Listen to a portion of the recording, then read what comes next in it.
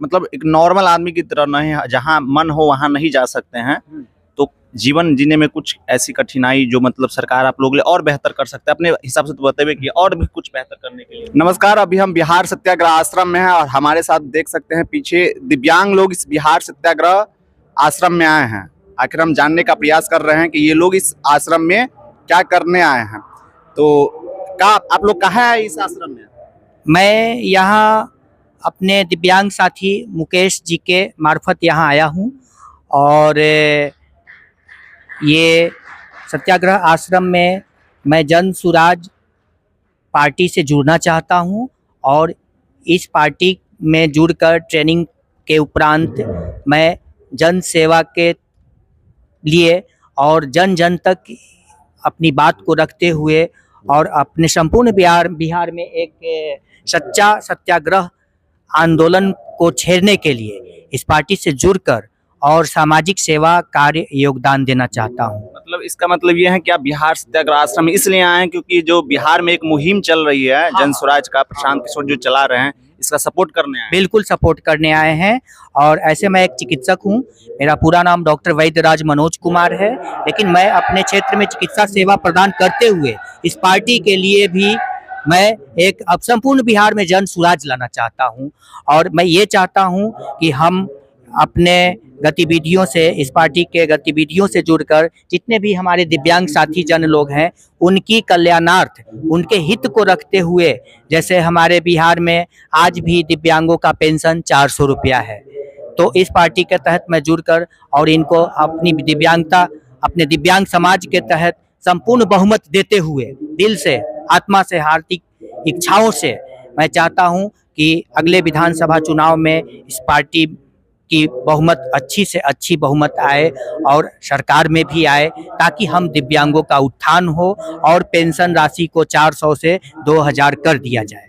देखिए, इन लोगों का भी सोच है कि बिहार में जो जन स्वराज मुहिम चला रही है, यहाँ पे जन स्वराज का सरकार बने, दिव्यांग विधवा लोगों को जो 400 रुपया मिलता है उसके जगह पे कम से कम 2000 रुपया मिले। देखिए, हमारे पीछे और भी लोग हैं और ये लोग आए हैं इस बिहार सत्याग्रह आश्रम में जन स्वराज मुहिम को घर घर पहुंचाने, और अपने समूह में जितने भी लोग हैं, दिव्यांग लोग में जितने भी लोग हैं, उन सब के तरफ से बोल रहे हैं कि हम सबको वोट देने के लिए भी प्रेरित करेंगे। तो आप कहाँ से आए हैं?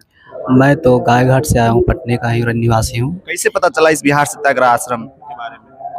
मुझे एक मैम ने, उधर का जो मैम है मंजू मैम, उनके द्वारा पता चला कि यहाँ पे आप लोग को मतलब ट्रेनिंग दिया जाता है और मतलब यहाँ पे कॉलिंग का काम दिया जाता है, तो इसके रिलेटेड मैंने यहाँ पे इंक्वायरी करने आया हूँ। और मैंने ये भी सुना है कि दिव्यांगों का जो पेंशन है उसके बारे में यहाँ पे बात उठाया जाएगा और भी दिव्यांगों से रिलेटेड काम के बारे में चर्चा हुई है यहाँ पे, इसीलिए थैंक यू। अच्छा, एक जो नॉर्मल आदमी है वो भी मतलब देखते हैं समाज में बात बनाता है, बहुत प्रकार की बात बोलते हैं, लेकिन आप लोग कैसे इस मुहिम को अच्छा कह रहे हैं? क्या आप लोग कैसे देखें इस मुहिम को, जो आप लोग की नज़र में अच्छा लग रहा है?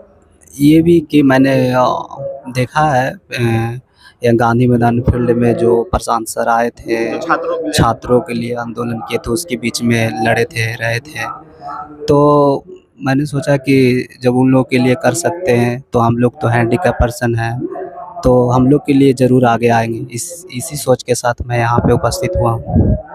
देखिए, यहाँ महिला वर्ग से भी आई है, हमारी दीदी हैं, इनसे भी जानने का प्रयास करेंगे कि ये इस बिहार सत्याग्रह आश्रम में क्यों आए हैं। तो आप कहाँ से आए दीदी? हम बेटा से आए हैं। कौन बताए हैं इस आश्रम के बारे में? मुकेश जी, क्या बताए हैं आपको? यहाँ पर कुछ रोजगार विकलांग लोग का मिलने वाला है, कुछ रोजगार मिल रहा है इसके बारे में? हाँ। अच्छा, और ये बिहार सत्याग्रह आश्रम में तभी रोजगार की व्यवस्था कैसे हो, उसका प्रशिक्षण दिया जा रहा है। ये पता है कि सरकार बनने के बाद जन स्वराज की तरफ से आप लोगों के लिए क्या किया जाएगा? इसके बारे में कुछ जानकारी है? नहीं, इसके बारे में नहीं, ये नहीं पता है कि 400 के बदले 2000 रुपये? यही वाला एक बात खाली सुना जा रहा है, इसके आगे रोजगार कुछ भी दिया जाए ना आदमी के। चलिए, यानी दीदी का साफ साफ कहना है कि जो बिहार सत्याग्रह आश्रम में प्रशांत किशोर जी बहुत बड़ा ऐलान किए हैं कि पूरे बिहार से 1 लाख लोगों को रोजी रोजगार की व्यवस्था इसी बिहार सत्याग्रह आश्रम से प्रशिक्षण देके करेंगे। देखिए, एक और भाई हैं, इनसे भी जानने का प्रयास करेंगे कि ये क्यों आए हैं, क्या सोच के साथ इस बिहार सत्याग्रह आश्रम में आए हैं। कहाँ से आए आप? हम सिटी से आए हैं। कैसे आए हैं यहाँ पे? हमें पता चला था कि यहाँ जन सुराग के लिए रोजगार मेला लगा है, इसलिए हमने आया था।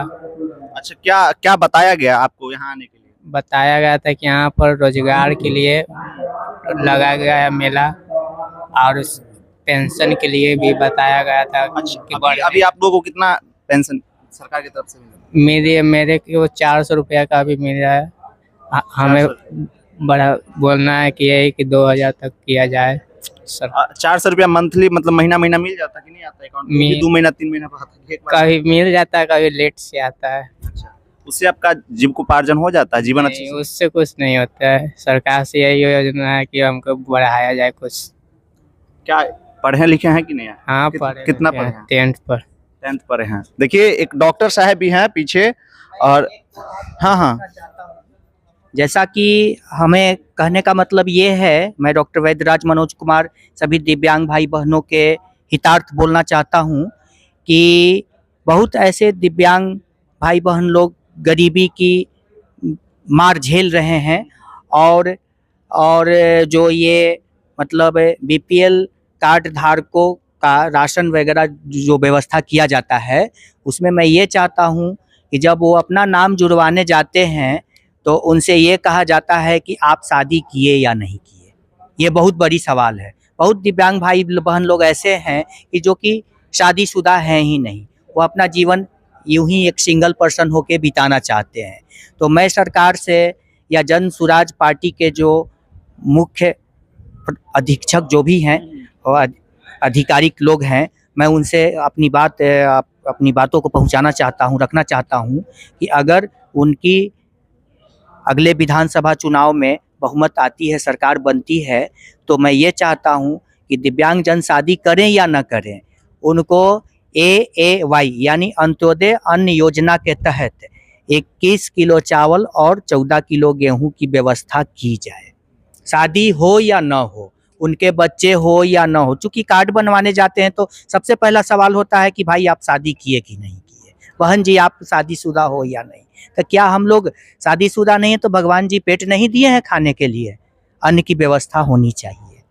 अभी जो सरकार आप लोग लिए जो भी कुछ कर रहे हैं, 400 रुपया, इसके अलावा जो भी, उससे संतुष्ट हैं नहीं, आप? संतुष्ट नहीं। 400 में क्या होना जाना है? एक वक्त का चाय भी नहीं चलेगा। अभी हम एक कप अच्छा चाय पीते हैं तो 12 रुपए देने पड़ते हैं, 15 रुपए देने पड़ते हैं। 450 रुपया का महीना होता है एक वक्त का। 2 वक्त का मैं चाय भी नहीं पी सकता हूँ। अच्छा, आप लोग मतलब एक नॉर्मल आदमी की तरह नहीं, जहाँ मन हो वहाँ नहीं जा सकते हैं, तो जीवन जीने में कुछ ऐसी कठिनाई जो मतलब सरकार आप लोग लिए और बेहतर कर सकते हैं अपने हिसाब से, तो बताइए कि और भी कुछ बेहतर करने के लिए और भी आप हाँ, लोग- ऐसे तो हम लोग को मोटराइज ट्राईसाइकिल का सुविधा दिया गया है, लेकिन सरकार की तरफ से? हाँ, सरकार की तरफ से ही मिला है, लेकिन मैं चाहता हूँ कि इससे भी बेहतर सेवाएं दी जाए। मतलब कि ऐसा कुछ व्यवस्था किया जाए जो कि सौर ऊर्जा से चले, इस टाइप का। चूँकि जब बैटरी वगैरह ख़राब हो जाता है तो बहुत ऐसे दिव्यांग भाई बहन लोग हैं कि वो बैटरी चेंज करवाने में भी सामर्थ्य नहीं है। अगर सौर ऊर्जा के सिस्टम से चलेगा तो बहुत ही अच्छा होगा। आगे ऐसा कुछ आविष्कार विकसित किया जाए। चलिए, तो आपने सुना कि अभी वर्तमान में जो सरकार है वो सरकार से साफ साफ मतलब बात से यही लग रहा है कि संतुष्ट नहीं है, और जन स्वराज की जो सरकार अगर बाई चांस बनती है तो उन सरकार से मांग भी कर रहे हैं कि और भी जो अभी सरकार में दे रहे हैं उससे ज़्यादा बढ़ा चढ़ा के और जीवन को और बेहतर करने के लिए दिया जाए। वीडियो कैसा लगा? और वीडियो अच्छा लगा हो तो जरूर चैनल को सब्सक्राइब कीजिएगा, वीडियो को लाइक कीजिएगा, ज़्यादा लोगों तक शेयर कीजिएगा ताकि उन लोगों को भी जन स्वराज मुहिम के बारे में पता चले। थैंक यू, धन्यवाद।